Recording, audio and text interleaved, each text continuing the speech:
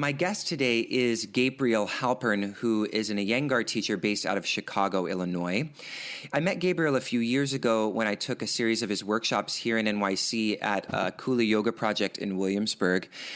And he came to do a series of therapeutic workshops on focusing on different regions of the anatomy, which were incredibly illuminating. But really what stuck with me was Gabriel's deep knowledge of the philosophical side of the practice. I found his Dharma talks especially to be just incredibly insightful and inspirational. And I felt almost immediately like this guy was the real deal. And this is definitely the kind of teacher that I really look to evolve myself towards in my own teaching practice. In this interview, we spoke about a lot of really interesting topics. Gabriel shared his experiences with his beloved teacher, the late BKS Iyengar. He also talked about the story of his practice, which started way back in the 70s. He's been practicing and teaching for many, many years. He also spoke extensively on what he sees as the need for a return to cultivating a place for the ritual elder in our society, which I think is just a really important topic that I'm so glad Gabriel is open to talk about. Gabriel also touched on a lot of other interesting topics, so I hope you really enjoy this interview as much as I did. So without any further ado, friends, here is Gabriel Halpern. Hello, Gabriel. Thanks so much for joining us. Jacob, it's a pleasure to go through this with you. So this is a really special interview for me because when you came to New York, it's been about 2 years ago now that you visited, at least the series of workshops that I attended.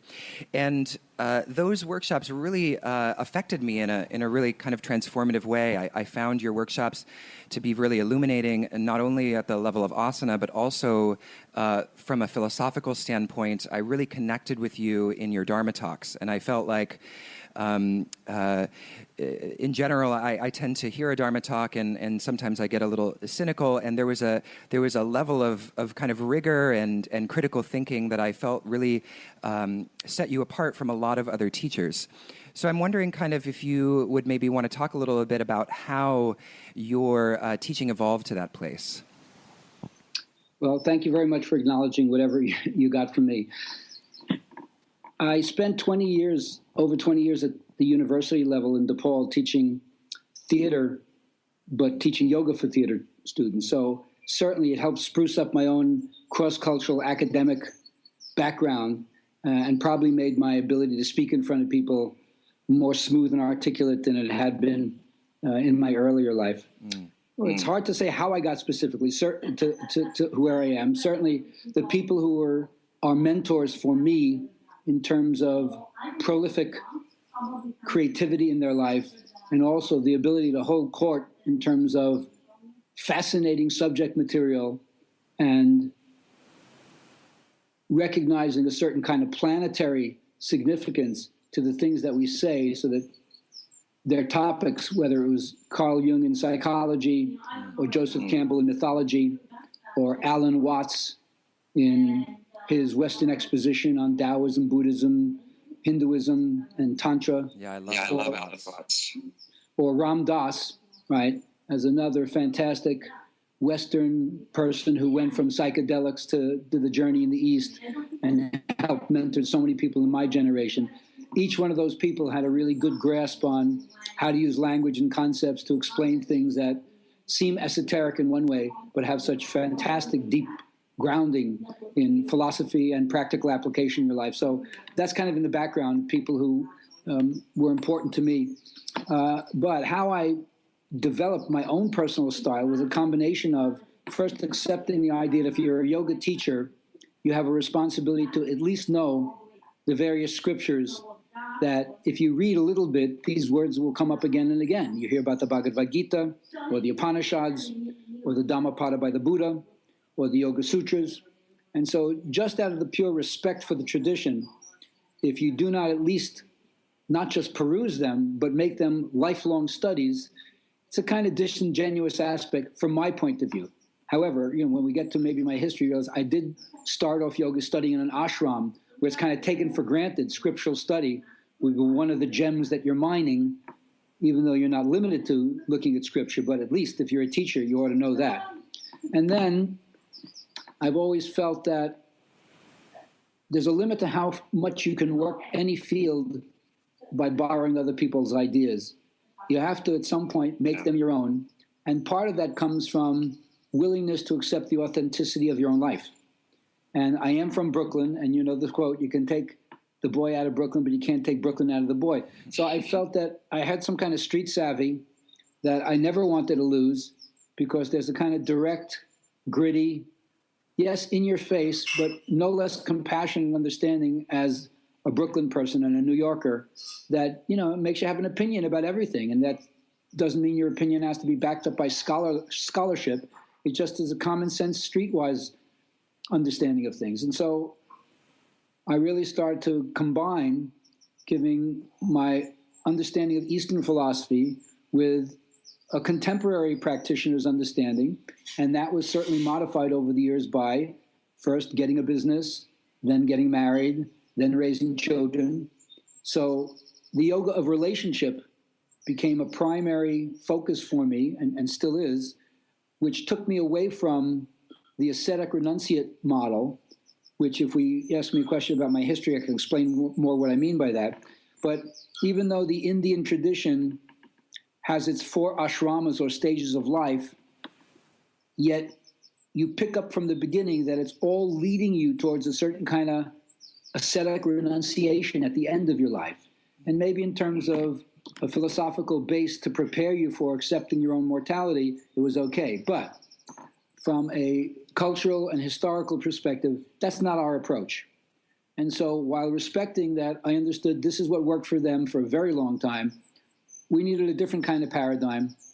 And so part of that has to come from my own take on contemporary life, and also how yoga morphed from the 60s when it first started getting popular in the United States to where it is right now in terms of the new millennium. Yeah, I want to talk about that a bit, actually, because I really appreciate what you said about, and I think what makes you a strong teacher is this kind of combination between, like you said, this kind of no BS street cred, but also your attention to the texts of the yoga tradition, the tradition, essentially. And so I kind of want to hear a little bit about your diagnosis and maybe your prognosis of this very reality that we're dealing with now, where in general the yoga that you're finding most represented is shirking a majority of the philosophical tradition. What you think that means, and maybe how you think we could move forward from that and really start to interject the philosophy back into our experience of the yoga practice. Because at least from my perspective, that's really why I created 5 Tattvas, was because I really wanted to find a way to make these ancient texts seem relevant again, you know, really bring a contemporary lens to a lot of these teachings. And I think that you do that in such a wonderful way, which is why it's so great that I have you on this interview podcast. So what are your thoughts on that? Well, at the most non-judgmental level, it's not for me to tell anybody else what they should be studying to align them with spirit. Sure. If you ask me directly what I would recommend to anybody who either is a teacher trainer, or a sincere yoga practitioner, it's built into the ethics of yoga, swadhyaya, which certainly from a strict interpretation means chant Om and study the scriptures and listen to the words of the various gurus, because the masters have some weighty things to say. If you don't get it, that they're telling you that right out front, then in some way you're just choosing to be flip about recognizing what the tradition itself says about itself. And people are perfectly okay in doing that. Now, one of the critiques I've had over the years is that people usually don't recognize how spiritual they are, especially if they haven't had experiences that would make them consider what their life was as being very spiritual, right? Oh, I haven't gone to India, right? Or I never went to Arizona and met some Indian with turquoise around their neck, and they never took me up to the bluff in a peyote ceremony, you know? So those kind of fantasy images, although there's some truth to that, right? That's the wrong way to understand that each person, however ordinary they are, is extraordinary. And you can only do that if somebody teaches you to look at what happened in your own life as symbolic of the very things that you read about, but then often project on something outside of you instead of realizing, no, that happened to me. And so one of the things I've learned is the old metaphor had to do with what was called the hero journey, where some distinct sense of calling happens, and you have to separate yourself from what you know to go on the journey. Mm-hmm. And then the journey represents the various tests and trials that a person is exposed to when they get out on the road. And there's no guarantee that by doing it, you'll be successful. That's part of the unknown, and you could say the danger. But of course, in all of these stories, there are risks that are worth taking. And it is risky to get out there and leave the known, no doubt. But when it comes to finding a deeper contact with spirit in your life, that's one of the risks that's worth taking. And then if you make it successfully, whatever that is, something has shifted in you. Your ontological status is no longer the same, and you're going to bring back whatever boon or treasure that you wrested from the God realm or from your own personal psychological struggles, and then that becomes a gift that you make as a life of service to your community. So one of the things that I think is really different about contemporary people is the amount of information we have available to us. Of course. And once you're able to free the idea that language has to be captured in religious imagery for it to be spiritual.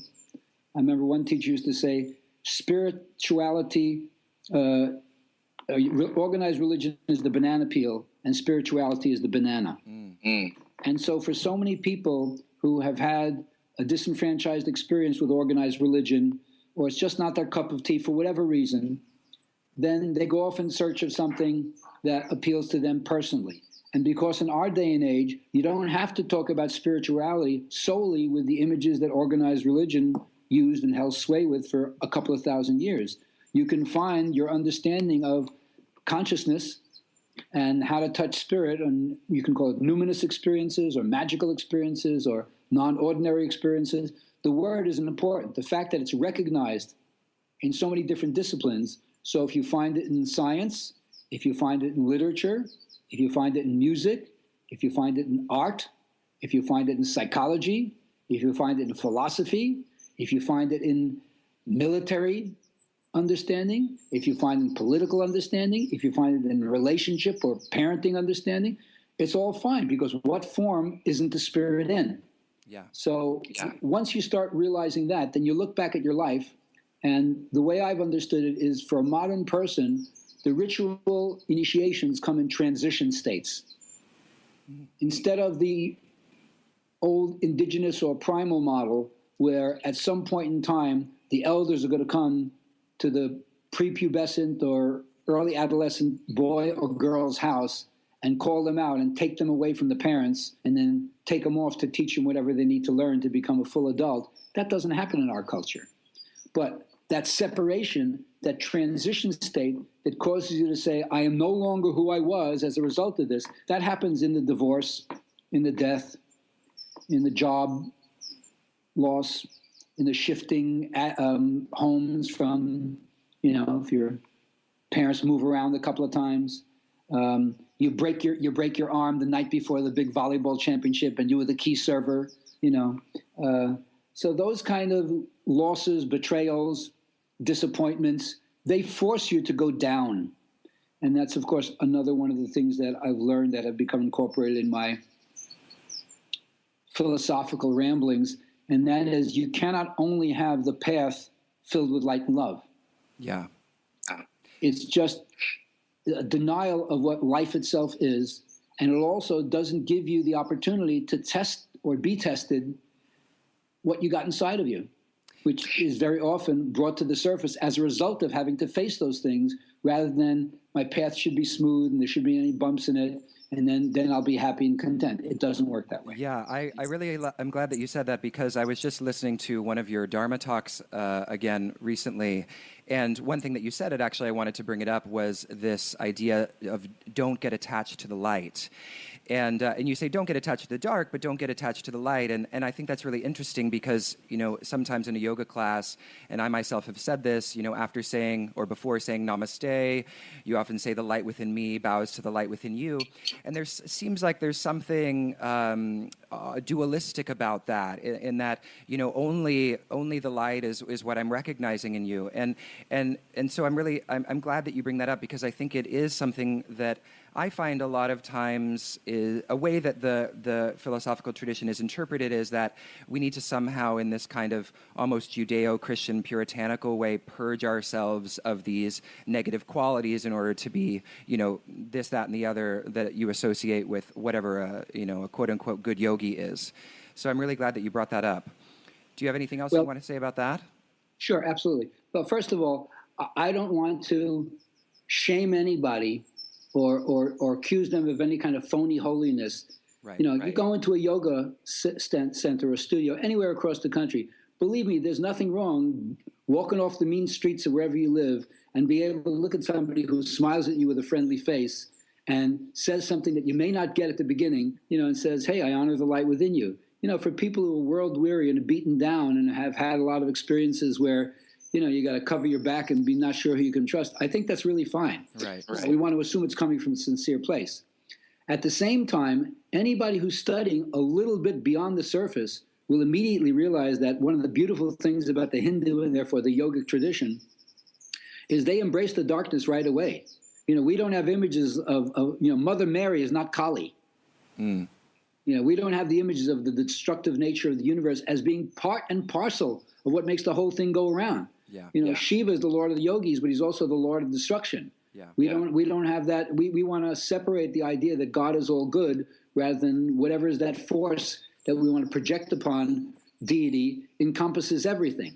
So I think that part of it is just a naive understanding, and that's something that education will take care of as a person continues to probe into it, right? Ha-ta, no one without the other. Right. So, I don't mind people doing that. And obviously, if they're too syrupy sweet, and at some point in the conversation they don't get real and share the stuff that's bugging them, then I might, look at them with a little squinty eye and wonder where the hell they're coming from. But in general, I think, it's fine. And again, people are at different stages in their spiritual development. For somebody, that's a brand new experience. For somebody like me, all right, I've been there, done that. I don't have to, be smiling all the time, and every word that comes out of my mouth has to be something positive. So for a newbie, where they're lapping that up, it's like body and fender repair or spiritual vitamins. They need it. So that's fine with me. Okay, great. All right, so let's go back a little bit. Since we've kind of been skirting around it, I would love to have you just kind of tell the story about your practice, and specifically, I really liked this term you brought up, ontological shift. I would love to hear especially about when that shift kind of happened for you. So when you started your practice, what were kind of some key moments of where you had this kind of, existential movement, and then, up to today, basically. Great. Quite a long subject there. Right. All right. One of my favorite George Carlin quotes is, if God took acid, would he see people? So, I never deny that I certainly think that I had a blast out of my left brain by doing psychedelics in the late 60s. So I want to get that out right away. I'm not everybody, right? I'm not a person who say I never smoked. No, okay, no, it's not me. So I certainly felt that my eyes were open to seeing a certain kind of holistic perspective that was more or less denied to the left brain. Right. In when I was coming of age. But I was certainly on the journey to the East before I left New York in 1970, and I ended up in California. And through very good fortune of mine, I was exposed to a Kundalini yoga class in the College of Marin, where I lived, and that got me involved in yoga. Now, I was living in a couple of communes for the first year that I got there, and then there was something about it that it kind of ran out in terms of its usefulness to me in personal growth. And I was just looking in a different direction. And I had gotten quite friendly with the people in the ashram. And then at a certain point, I was able to move in and learn some yoga techniques as well as cooking techniques, which later on proved to be vitally important to me and my friends opening the first vegetarian restaurant in Queens in 1974. Yeah, that was great. But I didn't realize when I moved into the ashram, it was a teacher training ashram. So I wasn't interested in being a teacher at that time, but didn't matter because that's what they were doing. They were training you to become a teacher. So it wasn't a career move. In those days, believe me, 1971, nobody was thinking of being yoga teacher as a career move. No, that was just not happening. But I kept on going with that. And, when I got back to New York after a couple of years living in California, it became apparent that, I had just picked up some skills that was a little ahead of the curve, you could say. And so I started teaching in New York. And then through a series of fortuitous events, one of which was my friend now I lived in Colorado for a while, and I happened to be in Colorado the first year that Naropa Institute opened up. Oh, wow. So I was exposed to Ram Dass teaching the Bhagavad Gita course, and Allen Ginsberg and his poetry, and Chogyam Trungpa, the master of the Kargil lineage, was like holding court there. Wow. So it was a tremendous, spiritual renaissance at that time. And this is before Boulder also just way expanded beyond its, infrastructure to become the kind of, semi-yuppie haven that has become over the last 20 years or so. But at the time, Ram Dass was telling everybody to go to see these Buddhist teachers and make a little shift away from Hindu-oriented mantra meditation, which in a certain way has a kind of centralizing factor, that a person who's doing that is concentrating on me. I'm the one chanting the mantra. I'm the one getting distracted from the mantra. I'm the one checking to see how far I'm going and the results and so forth. And he said, go to this Buddhist teacher. And this was the beginning of the Vipassana meditation school with Joseph Goldstein and Jack Kornfield, who've become fairly prominent over the last couple of years. Yeah. So their whole thing, connected also with the Tibetan Buddhist meditation, was emphasis on the out-breath and letting go. Emphasis on not centralizing into a me in here, meditating on stuff out there, but had more to do with just emptying your mind, emptying of concepts, emptying of sense of self and so forth. And then through that really was a powerful influence, because then I got invited by a friend of mine to come to my first 10-day Buddhist retreat in IMS in Barre, Massachusetts, the first one that they opened. And that was also a huge significance for me in terms of personal practice and spending more time sitting still and letting go. And now at the same time, I moved to Miami, and that's where I met my first Iyengar teacher. Miami? What brought you to Miami? Well, Ram Dass, I was studying with Ram Dass and these two other teachers in New York, and at that time in the late 70s, 74, 75, the death and dying hospice movement was really first starting to click. There was a book by a woman named Elizabeth Kubler-Ross, who was a Holocaust survivor and then devoted her life first to taking care of cancer patients, and then just tried to bring death out of the closet. It wasn't a very popular subject to talk about, and there was a death and dying hotline that was set up so that young people who were interested in speaking to people who were going through their own terminal illness and people who were aware of their own mortality but for some reason felt no one wanted to talk to them about it, they could interface and have a little dialogue and serve each other. So Ram Dass was telling us all, you don't know anybody over 30. You're from the generation that say you don't trust anybody over 30. Well, you're going to be over 30 soon. Don't you think it's time to break out of that little mindset and expand what you think your spiritual practice was? And he was right on there, because almost everybody at that time who was involved in spirituality was a younger person. And that, as this will lead, I'm sure, into what's happening later on. And there were no ritual elders. There was no one else. I was looking up to very, very few spiritual teachers who were 20, 30, or 40 years older than me at the time that I could look to and say, I want to be like that. I want to find out what made this person fly in the spirit like that, and I want to find out how I can do that. So I ended up moving to Miami because I wanted to work in hospice, and it also had a secondary possibility of maybe helping my family fulfill their life goal, like many New Yorkers, to snowbird or relocate back in Florida. Yeah. So I ended up in Miami, and I saw this billboard in Coconut Grove, a health food store, that, just as a little backstory, when you practice Kundalini yoga, most of the time you're in baggy pants and kurtas, long flowing Indian shirts, and which is very comfortable and very, very nice. But in a certain way, it also hides your body. Mm-hmm. And so when I saw the advertisement for this Iyengar yoga class, I had no idea who Iyengar yoga, who Mr. Iyengar was at the time. The guy was in a tank top and like basketball shorts. And I said, oh, that's cool. Now, maybe it's just because it goes well with Florida where you're hanging outside all the time. But I said, that's really cool. And then when I went to that first class, the first teacher, Bobby Golden, was a pint-sized, yogini, 5'4", whatever. But I saw her flip up into handstand and push up in a backbend like effortlessly. And I said, oh my God, I have just quantum leaped into the next thing. So, and then when I found out that, the details were going in the pose, now I had hurt my back, further backstory. I injured my back when I was 15. And so one of the impetuses to get into yoga was to find something else to help me deal with the irritation that I had on an ongoing basis. But Kundalini Yoga, although it helped me to get into a discipline and understand Eastern philosophy and teach me about food, it wasn't as impeccable and precise in its alignment.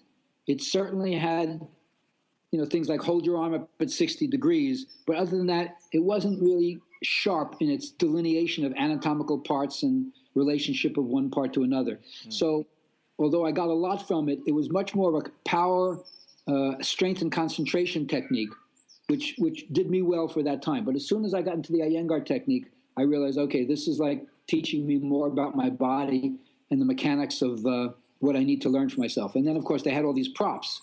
And the props are an ingenious way of learning how to hold the pose longer, go deeper into the pose, traction yourself, learn variations, and of course, teach you how to get subtle. So you learn right away. The props are not just for people who can't do it. The props help the more advanced practitioner learn subtleties so that it can eventually do the poses independently. And then as I stayed with that technique for the next 5, 6, 7 years, you pay attention and you realize, wow, there are these workshops. And, apparently the senior teachers in the technique, they're out on the road, and you start taking a workshop or two, and all of a sudden you realize every one of these people is really good, and every one of them is teaching the same system, and yet they're all slightly different. And they all say, it's not me. The big enchilada is BKS Iyengar. And so it took me 11 years before I made it to India in 1987, but I was already so enamored and in love with this man because of what he was doing and how these variety of teachers were sharing their thing in such a creative and innovative way. So I was hooked, and that was, from 1976 to 1983. And that was the transition where I ended up finishing a master's degree in Vermont, and then made the next move, which got me to Chicago.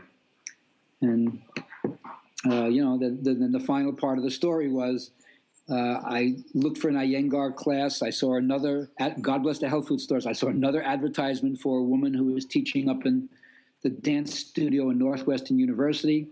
I took a train up there. Her name was Joni Williams. She was fabulous. And I was so excited. And at the end of the first class, she says, I'm leaving to go study with my teacher in Seattle, Bob Smith. I said, what? What? Or do you have anybody to recommend? And she recommended this other teacher, Judy Landecker. And so I went to see this teacher, and she was fabulous.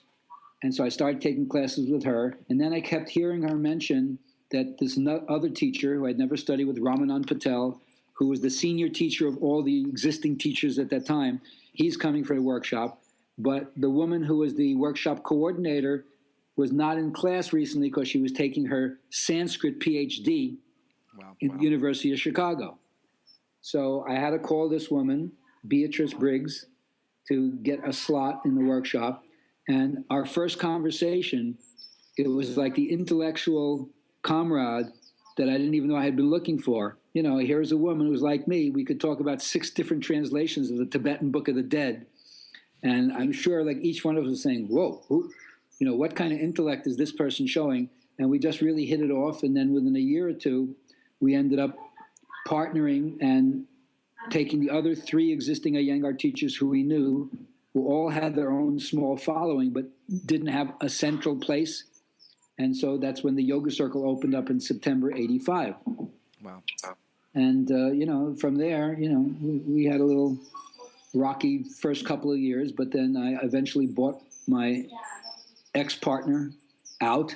And then within that same period of time, got exposed to my own personal therapy, men's work, met the woman who was to be my wife and mother of my kids. And so that all started to coalesce in like 1990, 1991. And then the rest is history. And, I certainly want to say I'm very, very proud that we just celebrated 30 years of being in the community, because that was one of my visions, which was the first 15 years of my yoga life, yoga career. It was like as an independent contractor. I wasn't a fly-by-night person. I was always responsible, but I didn't stay in places too long. And then said, the next place I go, I'm going to put down roots. And that turned out to be Chicago. So my field of dreams opened up here.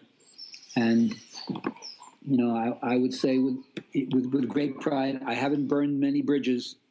I've never felt that when I looked at somebody else who's in a different yoga technique, that just because sometimes the elite form of Iyengar interpretation can make it think like if you have alignment that somehow people whose poses are sloppier than that don't know shit from Shinola. That's not a yoga perspective. So I've never been intolerant of other ways. And so I've made a lot of friends in different techniques over the years and stood the test of time. A lot of people go into businesses underfunded, who don't realize the amount of work it takes to create a community and not just teach classes, or they're not willing to put the sweat equity in. They want it to be easy. They don't realize that sometimes, even if you have to pay out of your own pocket, if it's a labor of love and you even lose money, is that why you went into to yoga teaching, to make money hand over fist? I don't think so. No, probably so, not. Yeah. So, you get into that thing and then all of a sudden it evolves. And I've been very, very fortunate in having fantastic people come in and out of my doors. And, like any business, you grow people. You don't just grow the business. Right, and so that has to, if you're going to lead people that way, you have to find out what it is that's important to them. And you have to give them opportunities to satisfy their own personal goal while at the same time achieving the mission statement of your own business. It's like any business organization, right? The CEO sets out and says, this is what we're about. And then we want to bring you aboard, but we want to make sure that you satisfy what you need to do. And then it's a win-win situation. And so, it's one of my mantras. If it doesn't work for you, it doesn't work for me. Don't set up anything about coming to the yoga circle and being involved at any level if in any way just the thought of it makes you go, oh, no, I got to go there again. No, we don't want that attitude at all. We want you to think that it's such a fantastic thing that you have a community to connect to like that you're kind of jumping out of your skin. You can't wait to get there. And you bring that good vibe with you. And, what can I say? That's what we've done. Yeah, I think that that's very important, because that energetic, quality of just not wanting to be there definitely has reverberating effects, in the people that you're teaching. So I wanted to talk a little bit actually about Mr. Iyengar, because, it's becoming more and more rare, obviously, for practitioners to be able to claim relationships to some of the, at least the modern gurus of the tradition. So I'm wondering, could you share a little bit, maybe a couple stories about Mr. Iyengar, and then also, obviously since his soul passed on this past year, how has the relationship to your practice changed by having, lost your teacher in that way? Very good questions. Well, first story. The first time I went there was 1987. And the moment I walked in the studio, he turned to the teacher who was the organizer of the trip and said, you see that man? His chest is like Sam Dworkas. Which meant he recognized the kind of pigeon-type, puffed-up ego arrogance that I had somehow learned to model after the first male teacher that I had down in Miami. And so, I heard that as a story from this other teacher and I said, wow, how perceptive is he? He didn't even know who I was, and he was already pick up something about me. So that was like the first thing I heard about him.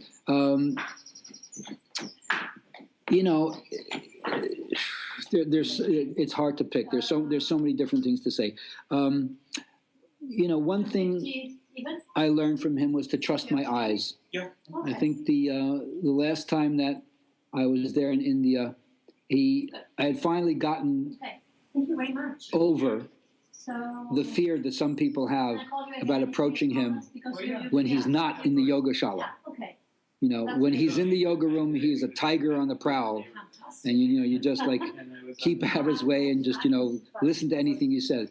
But I learned over the years that the key to having a personal relationship with him is stalk him in the library in the afternoon, where he's doing his personal correspondence and doing some study, and keep the subject to yoga. And all of a sudden, it opens up a whole fountain of knowledge flowing from him to you. And through that, he once took me through the Yoga Institute in Pune, and he has the pictures of himself from Light on Yoga all around the wall, and a few newer pictures of how his practice has evolved over the years. Because 1966 is when Light on Yoga came out. The pictures were taken a couple of years before. He opened the Institute in 1975. So since then, he's had other pictures taken of himself. And he asked me to go around and say, criticize the poses and tell me which poses are better, which was a daunting kind of thing. But I took that to mean like, if I'm going to be honest, he's trusting my eyes to give him accurate feedback about what I see. So that was a really nice moment of empowerment. And then I remember once Setu Bandha Sarvangasana is a pose that they use a lot in India. And I once went to him and I said, sir, you teach this pose in so many different ways in the medical class. Why do you do it this way? And then why do you do it this way? And then he said to me, haven't I taught you the base of the pose? I said, yes. He says, then why don't you put yourself in the different variations and stay there for 15 and 20 minutes and find out what happens? So I thought that was a real typical master. They don't give you the answers. They teach you something, and then it's your responsibility to take the ball and run with it. Yeah. They often, create more questions than they do answers, right? And then he came in 1990 on the tour while he was in there. There was a big convention in San Diego.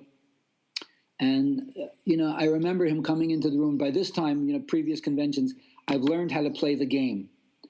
Some people are so totally unnerved when he walks into the room that they just, like a deer in the headlights, they just completely freeze up. And that is not the way transmission happens. Right. You have to learn to just let him fillet you in front of everybody else, get your ego out of the way.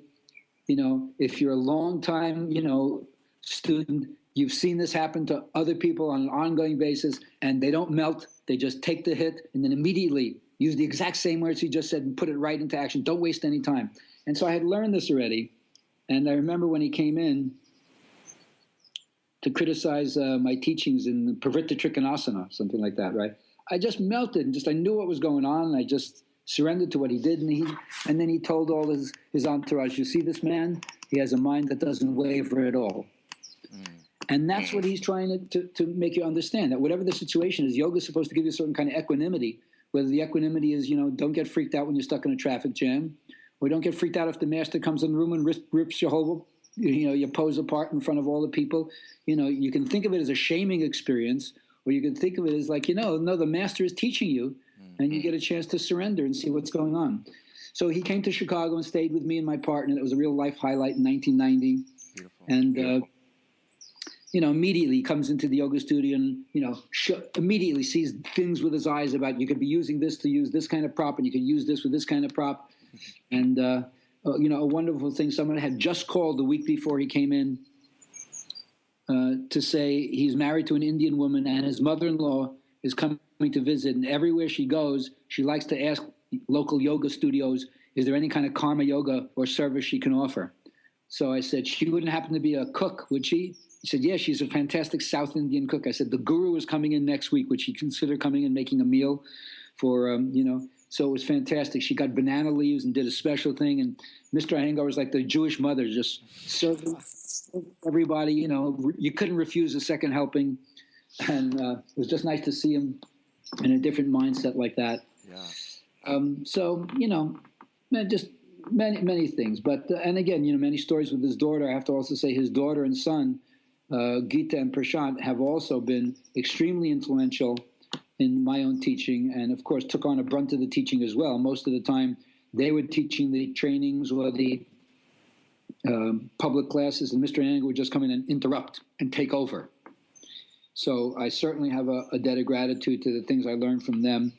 Of course, all of them have slightly different interpretations of his teaching and slightly different ways of articulating in English how to get it across to the Western students. So, but in general, I would say, when your teacher dies, the first thing you realize is that, did you have a spiritual relationship with him, or you're totally attracted to his body? And so on one level, nothing has changed. Right. Because if you understand who the man was, he didn't care if you called him Guruji. He never,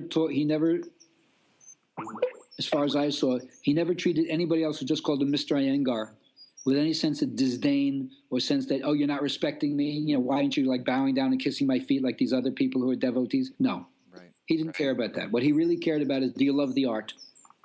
Have you committed yourself to the art? And if you committed yourself to the art, you don't need the guru around. You're practicing on a daily basis. Mm-hmm. You're living, breathing, thinking yoga. It's not just the asana practice. Your whole being is immersed in what yoga represents, this urge to merge with the divine. So that's something that had been embodied in me. And just to give you an example of the spirit of the guru without him being around is I got an inflammatory condition about a year ago. And it really debilitated me, knocked me down, made me like a frail elderly person for a while. And I didn't miss a day of pranayama. But I was so weak at some point, I couldn't literally lift my hand up to my nose to do any kind of digital control. And, right away, the spirit of Mr. Iyengar came to me and just said, you wanted to practice pranayama? Take the bolster and put it underneath your elbow so it lifts your hand up so you can touch your nose. And it was the same kind of no-nonsense, not less compassionate, but, smack upside the head. Like, you're an Iyengar yoga teacher. If you want to do it, haven't I taught you enough to modify the pose? So stop whining and continue to practice. And, of course, that's like a gift because, you can see it as a harsh statement, but you realize there's a certain truth there. And this is one of the old mantras. There's a truth, there's a suffering that comes from practicing, and there's a suffering that comes from not practicing. Choose the suffering that comes from practicing. So, his loss at a personal level hasn't influenced me in terms of my own personal practice. I've certainly had to modify my personal practice as I've gotten older, as he did. But whether he's in the body or not, that was one of the early things you realize. He doesn't care if you're practicing or not. He only cares that he's practicing. And if the sun comes up in the west tomorrow, he's going to hit the mat in the same way. To know that there's one human being who's that solid, that committed, and is doing it for no other reason than his joy and commitment to the art form, that was very, very inspiring to me. So that has nothing to do with whether he's alive or not alive. Spiritually, he's just as alive for me as ever before. Now, how it affects me and the rest of Iyengar Yoga, well, that remains to be seen over the next couple of years. If people fall apart because there's no linchpin holding everything together. But then again, why was that the thing that was holding you together before? Was your practice only based on him having to be around, having to be alive? He gave so much. There's a limit to how any human being can share their love of their discipline or their form. At some point, you have to go beyond that. So I've never been that much of an organizational person anyway.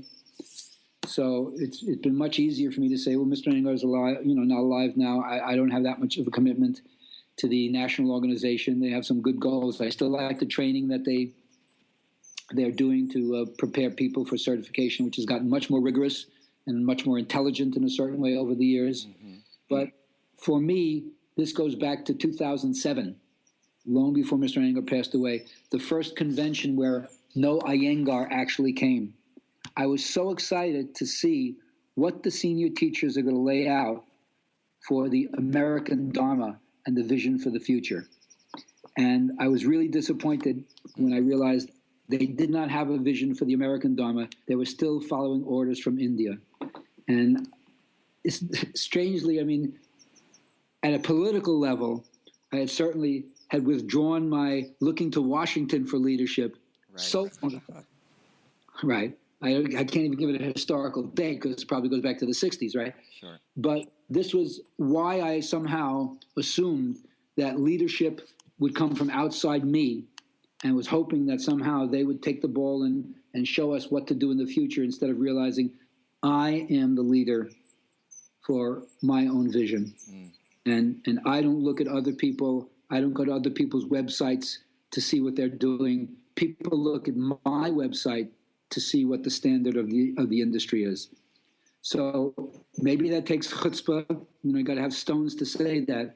But if you're a leader in any field, you're not looking at what other people are doing. You're coming from your own gut.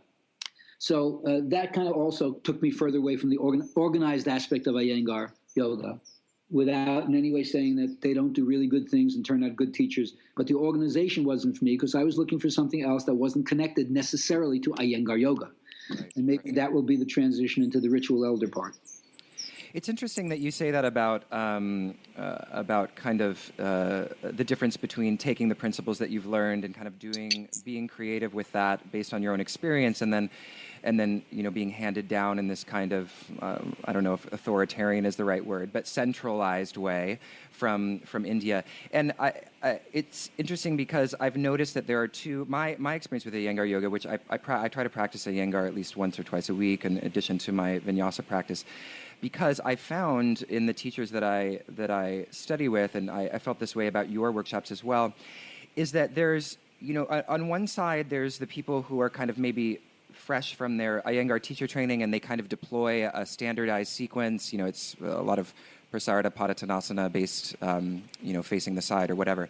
But then there's these teachers like you, Jenny Capular, Carrie O'Werco, and Nikki Costello are a few I can think of, who the principles seem to be there. It's this principle of like profound detail, but also profound creativity that, I go to a class and their ability to articulate in terms of, alignment and verbal cues is really something that it's not just handed down. You can tell. I mean, maybe there's a little bit that's circulated amongst teachers, but in general, there's this kind of freedom to really use this the power of language to really get us into the subtleties of the body. So to me, that's what Iyengar has become in my experience. So, well, the old school Iyengar teachers understand that you've learned principles, and like any form, you watch a dancer be free on stage in their movements, but that freedom came from hours and hours of practicing basics and sticking with the form. Right, and once you learn the form, a certain kind of freedom comes to go beyond the form. So the form in the Iyengar yoga thing has to do with basic alignment details and certain principles. But once you understand those principles, the amount of innovation and creativity that becomes available to you is enormous. Yeah. And then you add the prop work, and if you want to do partner work, I mean, there's no end to it. It's only limited by your application of it. So, teachers like that who you've named, they're not so rigid. It isn't. It's an extremely creative thing. And this is another thing. Anybody who doesn't know that probably never studied with Mr. Iyengar, because every time you go there, he's teaching something different. He's moved on from wherever he was the last time. And also, you can't understand where the mind of the master is from the way we try to analyze things in the left brain. Let me give you an example. The first time I went there in 1987, it was in July, and they started every class with Supta Virasana and then dog pose. So I came home, I started every class with Supta Virasana and dog pose. Then I went back in the fall of 1989, and they started every pose with handstand, elbow balance, dog pose, and Uttanasana. So after 3 days, I was completely confused. So I immediately went to Gita and said, okay, what's going on? This is what would happen the last time. This is what would happen now. You're changing your teaching? She said, no. The first time you were here, it was summer. It was monsoon season. Everybody was having digestive difficulties, so we started off with Supta Virasana to quiet everybody's stomach. Wow. Then the next time you came was in the fall. It was the cool season, so we started off with poses that awakened heat in the body. Yeah. So again, this is just not what Westerners think. So, there's the game. You can't play the game of trying to figure out what the master, like we say, you can't bait the master, otherwise you end up being a masturbator. So you give that up right away and just okay, they're being innovative. I may not understand the reason. I can ask them later, but just surrender and learn some basic things about sequencing and alignment details, and train your eyes. Train your eyes, because ultimately that's what it becomes. Your ability to see what the student is not doing well, and then your ability to articulate both what's going on in your own body when you're doing it, but then how to give a cue to help a student who's auditorily influence. This general teaching principle, just as a little side thing. There are visual students and auditory students and tactile students. So if you're a great teacher, you're going to be able to say the cue good for the people who need to hear it, articulate it well. You're going to demonstrate the pose cleanly, or have somebody else demonstrate it better than you, for the people who visually need to see what it looks like. And then you're going to do the hands-on correction for the people who, no matter how clear the demo was and how clear the instruction was, unless you tactilely put them in the position and give them a good non-sexual hands-on adjustment, they're not going to get the, aha, that's what you're talking about. Yeah. So, those are the three things you got to do. And then the master teacher is going to make you love the discipline, so you're going to be a lifer. Right.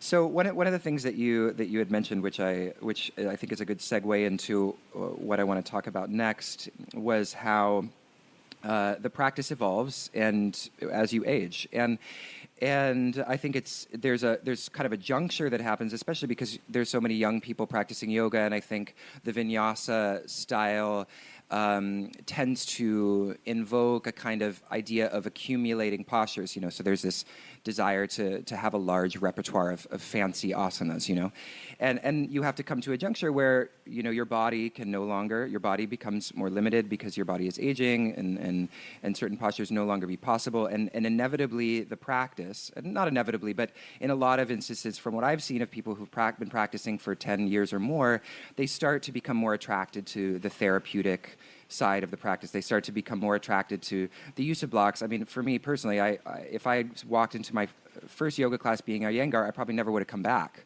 because I wanted to sweat. I was very, addicted to the gym at the time. I was very much wanting a kind of intense, vigorous workout.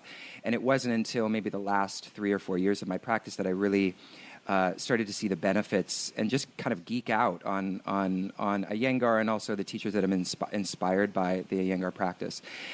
But what I really wanted to talk about is this idea of the ritual elder that you and I had been discussing, or in our email exchange, because you were mentioning how this is really where you're at the moment. And I think it's a really important topic, not only because, for both reasons. Ritual seems to be something that's generally not as valued in contemporary Western culture, and also the elder. I mean, the culture of the elder seems to be something that's kind of dissolved somewhat. Although since I started kind of thinking about this topic, since you and I have been emailing each other, I've also thought that the yoga community seems to be really bringing back, in some sense, the experience of the elder. I mean, obviously, there are teachers like you. There are teachers who have been with this practice for 25, 30 years, and it's obvious how well respected they are, at least within the yoga community. So at least within this kind of microcosm of the yoga world, there seems to be a returning of respect for the elder. So I'm sort of wondering if you agree with that, and sort of what your thoughts are about that. Sure. First thing is to realize, if you ever met Mr. Iyengar, the first thing you realize, he's a mystic. And that means, even though he may primarily be known as a person whose asana practice is impeccable, right. And if you looked at what he was doing in 1938 when he was like 16, he was certainly doing all the jumping vinyasa poses, and that's another story about how he took a different route from what I would call the more sweating aspect of the practice. But a mystic is a person who understands, regardless of what system, you don't become one with it, no matter how progressively one you become with the study. You become like a Zen archery teacher. You can miss the target with every shot and still be doing great Zen archery, because ultimately you're not trying to hit a target. There is no target. Or you could say there's an inner target which can't be seen on the outside.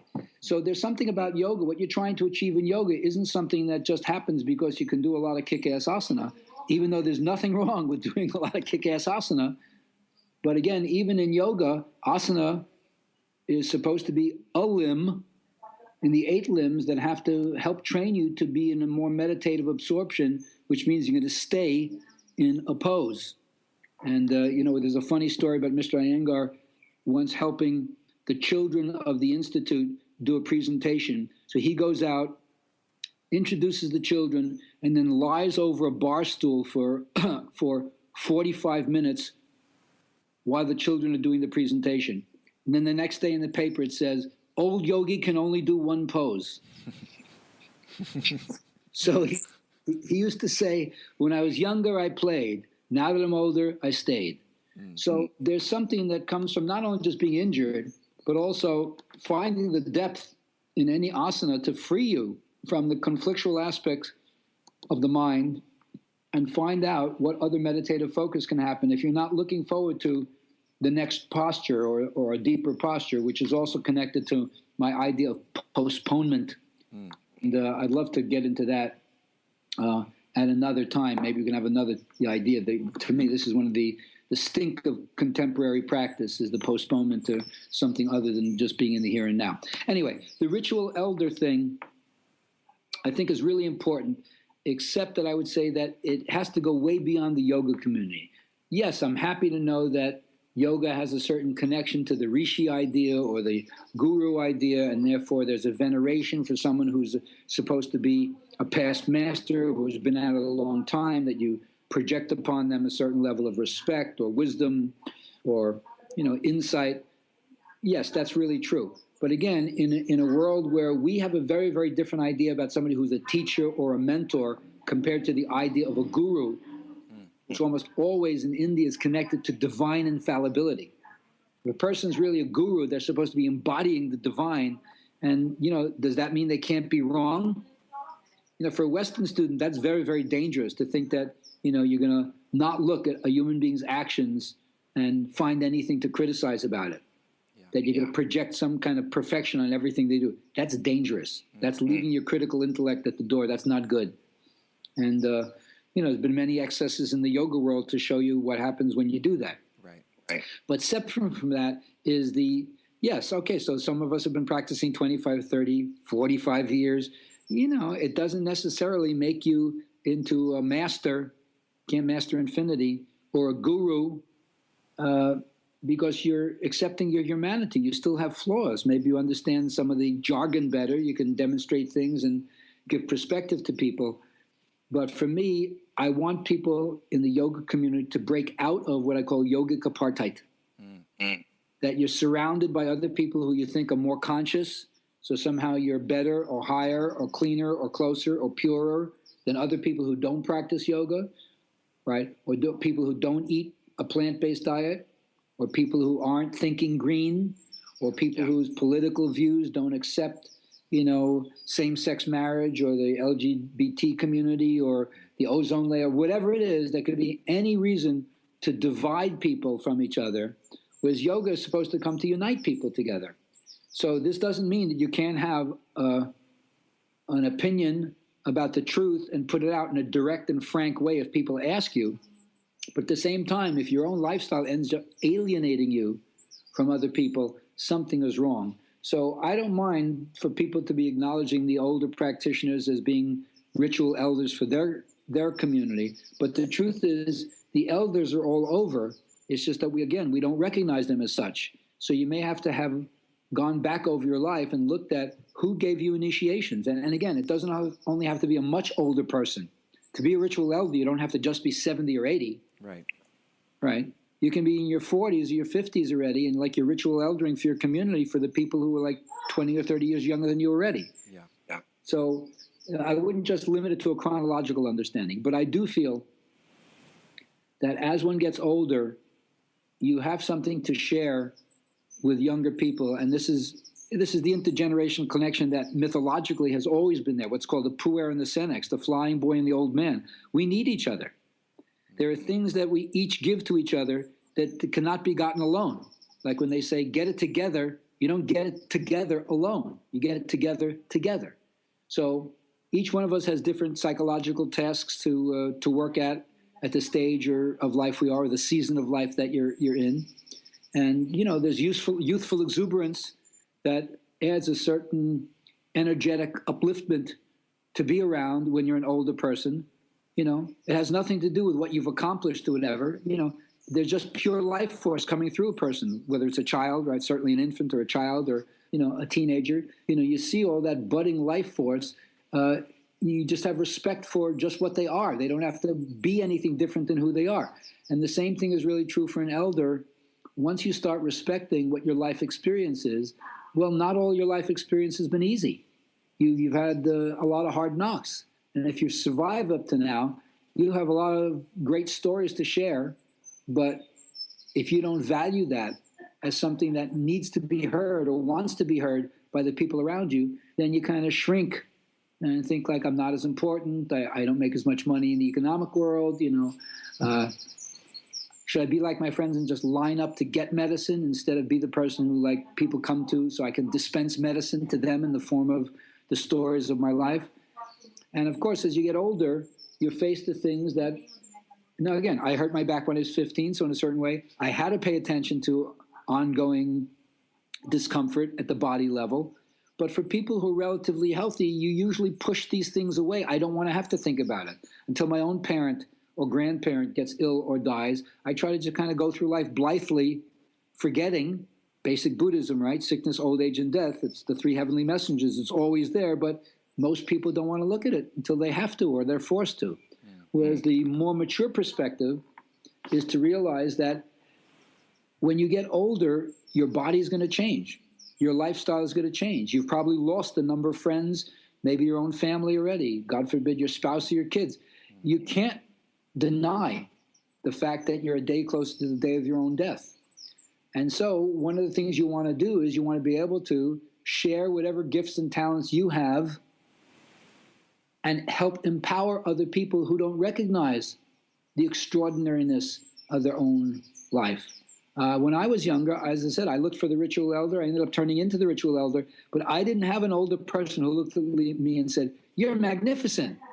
You're fantastic. You wrote how many songs by the time you were 22? You're kidding me. That's unbelievable." I didn't have one person to look at me, punch my ticket, and make me feel great about myself. I had developed that inwardly. And I'm not... Do you think that did that evolve slowly, like this, this shift of kind of position where you recognize yourself as a ritual elder, or do you think it was something that you really had to consciously step into? Or was it more a process of you noticed people recognizing you in this, that you were kind of a pillar of wisdom, and therefore you stepped into it as a result of that recognition? Yeah, pillar of wisdom, I don't know about that, but certainly as I took on leadership roles, and also becoming like, the owner of the business and then the head of the community. First of all, let's say I understood archetypally that I was already living the wounded healer myth. So my studies had exposed me to that as one of the archetypal dominants that's in so many people's lives. So just like a person who frees themselves from addiction is in a great position to help other addicts. Yeah. So obviously, having had an injury myself, I was much more sympathetic right away to people who were carrying injuries. And of course, you get into Iyengar yoga, who isn't carrying injuries? Everybody. So that kind of opened it up in one way. And then, when you lead, you are sharing what you think is important yourself. And so that sets you up to have people look at you as if you know. And that's a double-edged sword, because in some way you do know. And then in other ways, of course, you don't know. And the more you're able to admit what you don't know, the more real you become in the eyes of other people, because they realize you're not giving them a snow job or a con job about anything, that you tell the truth. What you know, and what you don't know, you willingly admit you don't know. Let's try to find out, or go to somebody else who knows. And I also was able to share my whole aging, my psychotherapeutic process, my dating process, my marriage process, my having kids process. Every single week, I just started talking about those things in addition to the way I would talk about the yoga philosophy, because I realized I never heard any teachers talk about that. Yeah. And I'm going to share that. I'm going to be different. So that was kind of a gradual look at what was not out there, and then bring the things in that were important to me, that I could say, this is my experience. So I didn't have to try to pretend I was somewhere where I wasn't. And of course, that resonated with a lot of students, because, what I call life in the trenches. When I'm up in front of the class, I put my teacher persona on, and I try to come from as much clarity and courage and conviction and creativity and compassion and cleverness, all the C's that he used to say a teacher needs. But then, of course, when I would get home, all I hear my wife would say is, take out the garbage, oh master of awareness, or, clean the house. The kids got toys all over the place, so clean up a little bit so we can have a path to walk or whatever. It's back down to something extremely pedestrian, the real Zen, nothing special. But again, that gave me more authenticity, because it wasn't like I'm, living high on the hog and I got people serving me left and right, and therefore I'm, giving you the wisdom from on high. No. I'm cleaning up the dog poop, and I'm filling out my taxes, and I'm doing the shopping, and I'm getting up in the morning to deal with the baby crying, and just like everybody else. And at the same time, I'm also continuing my spiritual practices and not letting anything be an excuse, because my life is my spiritual practice. Mm-hmm. And yoga is your lifestyle, not just the yoga practices you do. So that became aware. And then, as it started morphing into, when I got into psychotherapy, I started adding what I would call the shadow aspect of the teachings, which is where you start to embrace all the down aspects, or the things that you wish weren't happening in your life and in the world, but they are. And are you familiar with the Zen concept of the koan? Yes. Okay. So this is really... Yeah, well, the koan is in the Rinzai sect, or the Soto sect. These two, they're both meditation based, but one has this extra addition of an insoluble question that the master asks you, that you have to go back and try to figure out, and it can't be answered by your left brain. Right. It's designed to kind of basically befuddle your left brain and stop it. And in that moment of emptiness, you get a glimpse, you get a little, awakening. Yeah. So. And I guess there are progressive koans. You get one, they ask you another one. They have their own game with it. But the thing to make you understand is your own life is the most irritating koan there is. Mm. And to be able to accept the fact that, perfectly designed for you, no way out, no solution, no Zen master, no sensei, no Roshi, no guru, no Hopi elder, no Benedictine monk, no Hasidic rabbi. Nobody has the answer for you. Mm-hmm. It's so perfectly designed for where you're at to get right in there and unnerve you. How perfect. Yeah.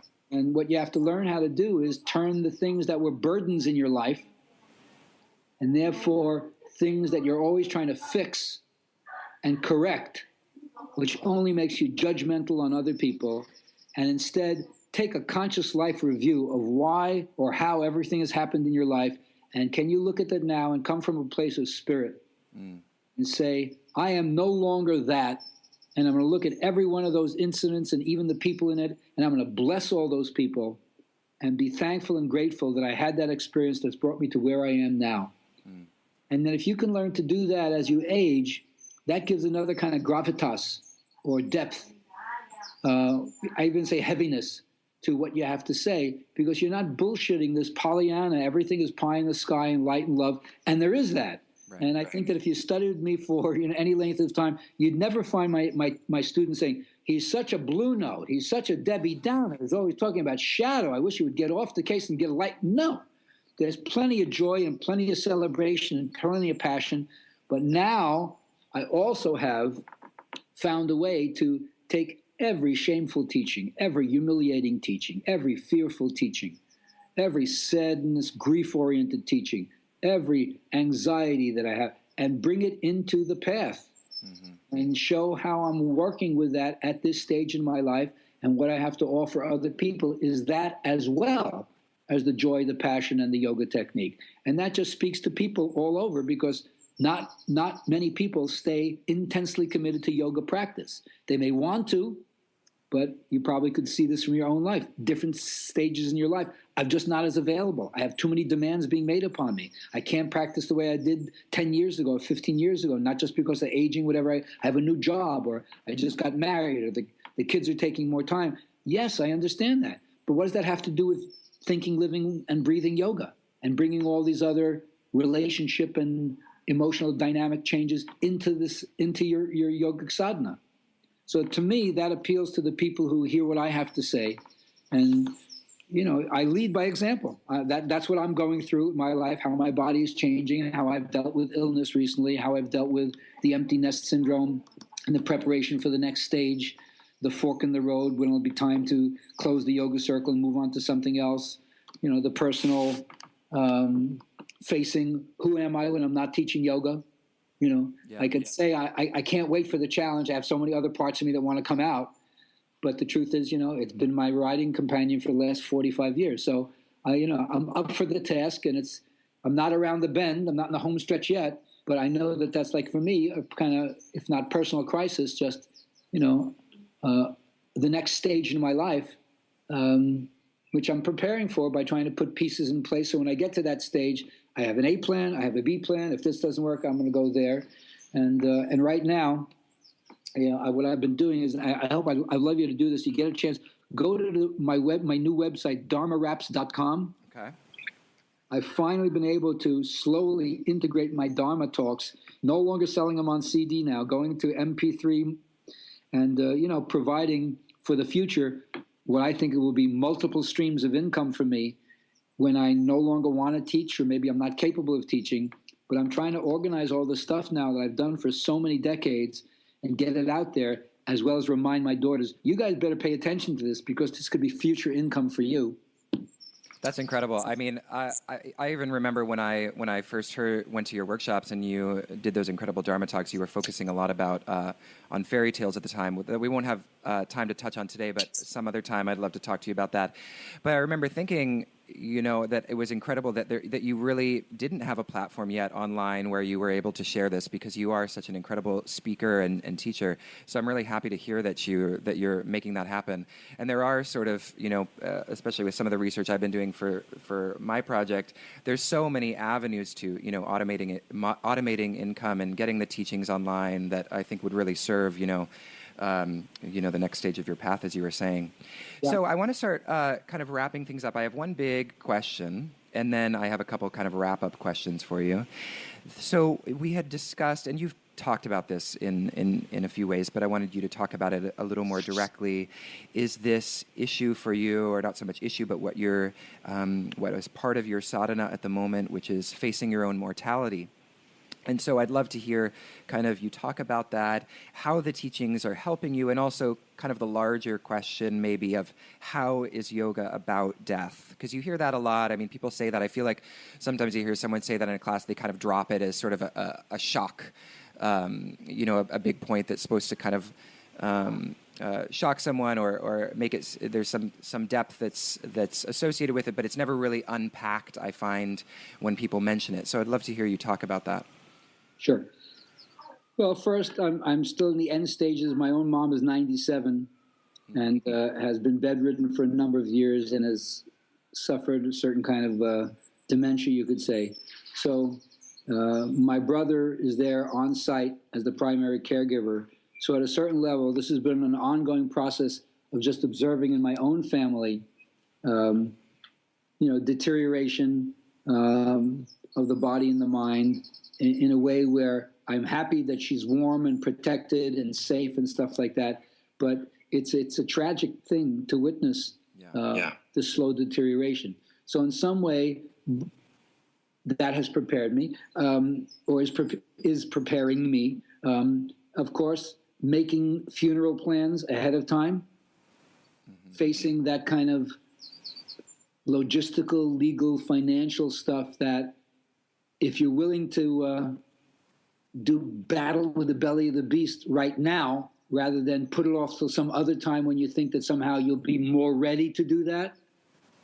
So those are the kind of things where first you want to take care of that, I think, ahead of time, so it's not so much of a shock when it gets there. And then, of course, when you do that, when I did that for my mom, it only makes me more aware of, well, what am I thinking about myself? So, of course, the guys in my men's group years ago said, all right, well, if you're real, do your will. Because once you do that, again, it's like another step of saying, I'm not living in a fantasy that I'm going to live forever. And one of the things you want to do is you want to start setting some parameters about, so what do you want to do with this? And what are you going to do with your money? And blah, blah, blah. So that brings it another step closer. Then one of my teaching devices has always been the obit. Write your own obit, which is, it's a further stage along of the question, knowing you're going to die, how do you choose to live? But your obit is the thing, like, okay, what do you want said about you? Don't leave it to other people. And two things come up immediately. Part of what you're going to write is already true. And so to the extent that you could say you already have experienced or accomplished this, and this in your life, that means the rest of your life is kind of gravy, that you just should be celebrating and being in the joyful place of realization that I've done this in my life. This is how my life has been. I'm so happy that that's how it is. But then there might be other things about your obit that if you wanted that to be true, and it ain't true right now, but you better get your ass in gear. And what do you got to do between now and then, since death is no respecter of ages and you have no idea when you're going to die? All you know that if you're like you're in your 50s or your 60s, yeah, you could say maybe I'll live to 100 or 120, right? You could. But chances are at some point you start saying more of my life is behind me than ahead of me. Yeah. And so that gives you like a little realization, I got to get it together, assuming that you know what it is you want to get together, which then kind of like morphs into another thing. Do you have dreams? Why don't you have dreams? What stopped you from using your imagination? Which is another thing, of course, that elders are supposed to do, provide through their stories increase of imagination to empower young people to step into what their dreams are. There's one of those old statements that says, the purpose of your dreams is to build sandcastles in the sky. But the purpose of reality is to put foundations underneath them. Right. So the older you get, you continue to minimize things that are possible and start to maximize things that are probable. Yeah. And so that's one thing that also has helped me confront my own aging process. Like I said, in the last year, for 45 years, I've been a frickin' Iron Man in terms of my pranic energy and Shakti output and stuff like that. And I got hit with this disease about a year and a half ago. And that really knocked me out and also made me see another step in the aging process, which forced me to learn to adapt. Mm-hmm. And that's another aspect of, we joke about it when we say you get to a certain point, your body no longer does what it used to do, and then it's continuing, is starting to do things it never did before. Yeah, okay, so you have to learn to adapt. But of course, if you have an illness or something like that, that impacts, how your daily life is, especially for somebody in a movement discipline, very, very humiliating to not be able to do some of the things I used to do, to ask for help in a different way than I ever have before.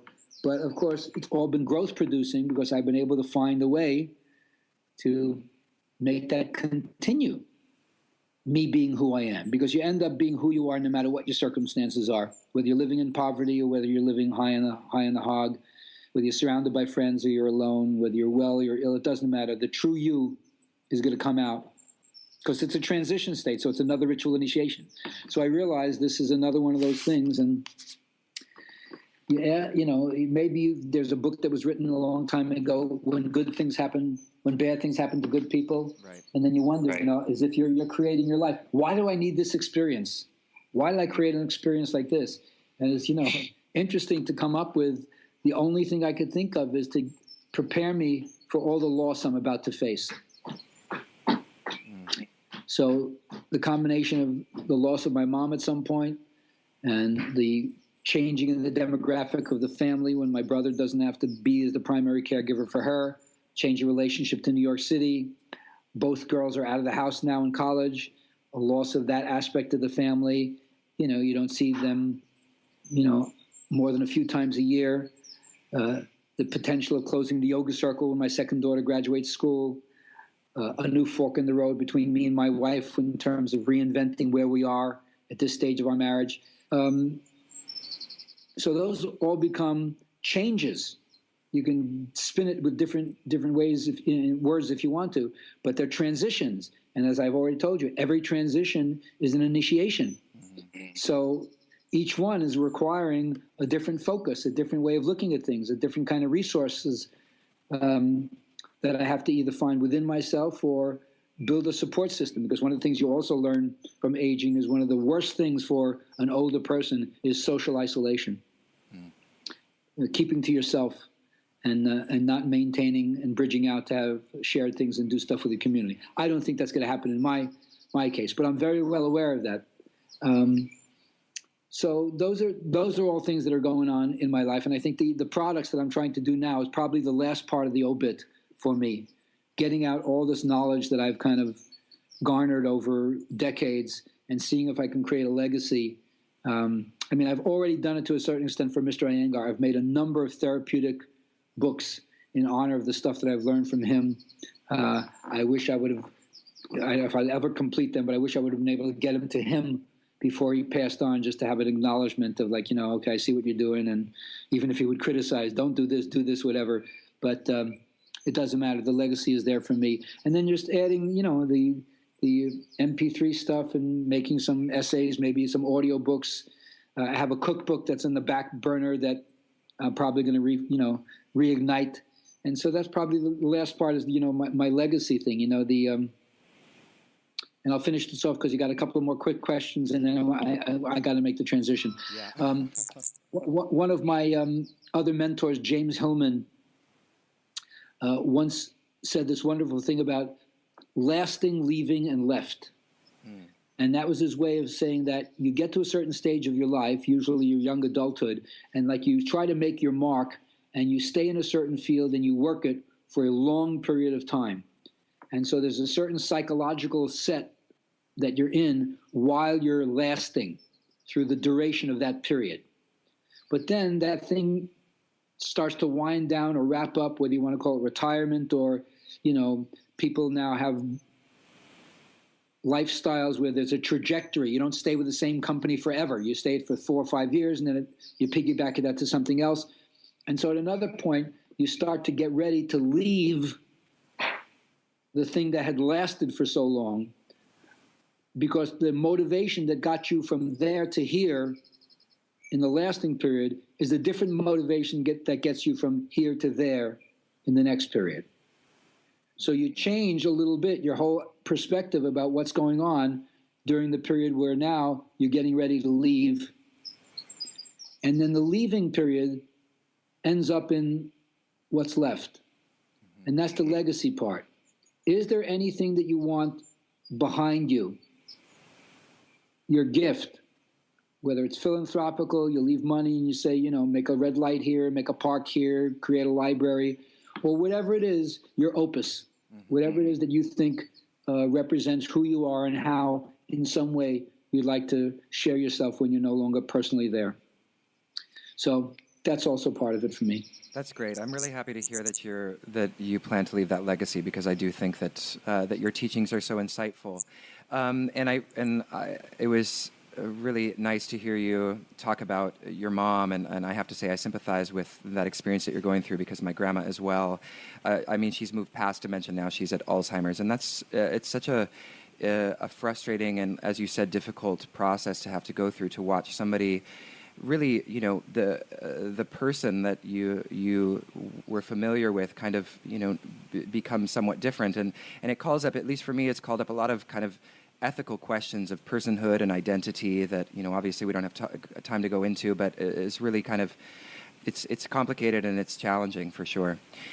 So the last couple of questions, the one is really quick, and actually we've gone over it, but maybe we can repeat what you have going on right now. So I'd love to hear the website for Yoga Circle, and also for your other website, again, if you want to just repeat dharmaraps.com, if you want to spell that maybe. Yeah, dharmaraps.com, dharmaraps.com. Okay, perfect. And then it's yogacircle.com. Yogacircle.com is the main website for the school there, and the special events and workshops that we have, the various yoga vacations coming up. I got one in Mexico and one in Italy next year. Oh, nice. That's also part of the long-range plan. When my second daughter graduates in the spring of 2017, I've been putting pieces in place to be able to live in Europe for an extended period of time. Oh, that sounds fantastic. Yeah. So this is one of the, again, another extension of the obit part. I want to get done in my life. Yeah. Okay, and then the last question, Gabriel, I'm creating. Well, it's in its first edition, but I'm creating a resource. It's kind of an open source resource for people. It's a list of yogic and wisdom texts that I share with the audience on Five Tattvas, and I ask each interviewee if they would mind sharing one or two books that have really been transformative for them, or they think would be a really useful resource for other people who are interested in kind of exploring more. So do you have a book or two that you could recommend? Oh, more than that. This is where my academic life, Right. is really. So I'll roll this out really quickly. First of all, for people who really want a great hit of yoga bhakti and understand the devotional aspect and the magic connected with the implication of what a realized being is, first I would start them off with Spiritual Autobiography of a Yogi by Paramahansa Yogananda, and then The Gospel of Sri Ramakrishna by M. Absolutely the best book about a living saint and what it is to have somebody who's really absorbed in God consciousness. In terms of spirituality, I think that The Perennial Philosophy by Aldous Huxley is one of the most articulate books ever written about cross-cultural mysticism. I think that Cutting Through Spiritual Materialism by Chogyam Trungpa. He was the first teacher to talk about the bullshit on the spiritual path, and the naivete and gullibility of most Western students who have no idea what Eastern philosophy is all about, but just want to buy something because they didn't like what they learned from the West. I think that's a fantastic book. The Sufis by Idries Shah makes people realize much more how the Islamic tradition and the Sufis have played a part in Western history. Let's see. Women Who Run with the Wolves by Clarissa Pinkola Estes as a primer for women's mythological tales and fairy tales. Men in the Water of Life by Michael Meade does the same thing for men's work. Let's stop there. That's amazing. There's like 75% of those books I've never even heard of, so thank you so much. I geek out over new books to read. So this has been fantastic, Gabriel. Thank you so much for offering your time to talk to me. I'd love to do this again with you sometime soon, and we can talk about some of the other things you brought up, especially postponement and maybe myths, because I know that you feel strongly about the loss of myths. So that would be a cool topic to explore together someday. Sure.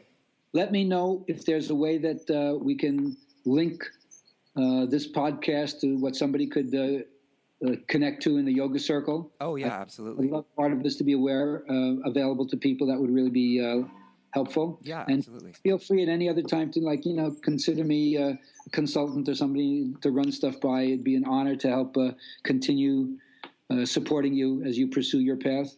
Thank you so much, Gabriel. And I would actually we can talk some other time, but I would love to talk to you about contributing some of your writing maybe to the project, if you'd be interested. No, sure, I would. Now, listen, I'm coming to Kula again the week before Thanksgiving, Friday, Saturday, and Sunday. What are the dates for that? November 20th, 21st, 22nd. Wonderful. All right. I'll put a shout out, and hopefully people who listen to this can also come to that. That's Kula Yoga Project in Williamsburg. Friday and Sunday in Williamsburg, Saturday in Tribeca. Awesome. Thank you so much, Gabriel. Have a wonderful class later. You too. Good luck, man. Pleasure talking to you. Same here. Bye-bye. Well, I hope you enjoyed that interview with Gabriel Halpern. If you'd like to get your hands on some of his exceptional Dharma talks, and I can personally recommend them myself as they are really how I first connected with Gabriel as a teacher, you'll find those at dharmaraps.com, as Gabriel mentioned. That's DHARMARAPS.com. And also, if you want to see what's happening at Gabriel's studio in Chicago and to find out more about his retreats, go to yogacircle.com, yoga, YOGACIRCLE.com.